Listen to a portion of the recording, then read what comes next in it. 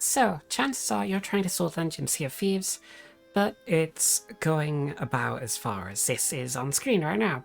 Now, that's because you're doing it wrong. Plain and simply, you're doing it wrong.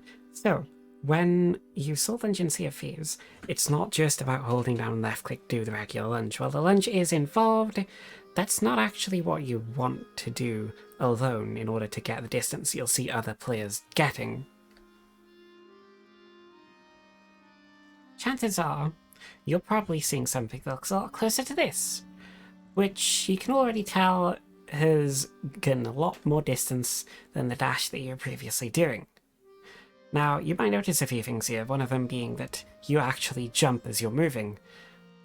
This is involved, but if you try to do this with the regular lunge, it's not going to work. What you want to do is, right as the sword hits the ground when you're holding down right click at the same time, jump. This will then launch you a decent distance away. If you jump too early, nothing will happen, and if you don't block, you won't jump at all. Now, you might be in a position where you don't actually want to continue the sword lunge. If that happens, you better hope that you're on a ship or something you can interact with, because you can just, in the middle of your lunge or in the middle of you charging the lunge, you can just grab a piece of the ship to stop the lunge.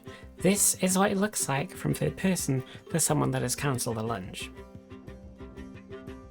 Now you can see here that you can do this at any stage in the lunge, whether you've actually launched yourself from the lunge or whether you're still in the middle of charging the sword. Another thing that's worth mentioning is that when you're actually doing the lunge, you have a little bit of movement that you can make left and right with the A and D keys, but also when you actually do a sword lunge by holding down right click as well, you actually can move further left and right than normal. You get a bit more freedom to movement when doing this, so it's always useful to keep in mind even if you don't intend to launch yourself really far away.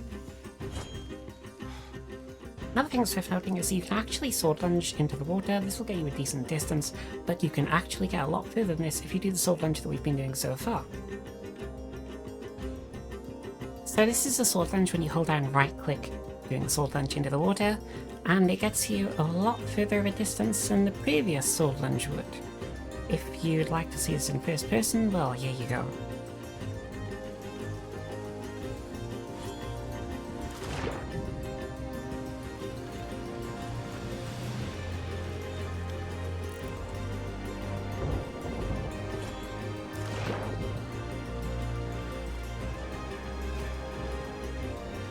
As you can see, you go a lot further when you actually do hold the guard when you're actually lunging into the water than you would without it.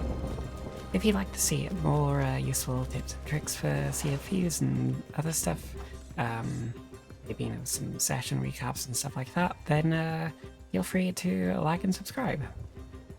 Don't forget to leave a comment, and also I do also stream Sea of Thieves on Twitch regularly as well, over at twitch.tv/Fowina.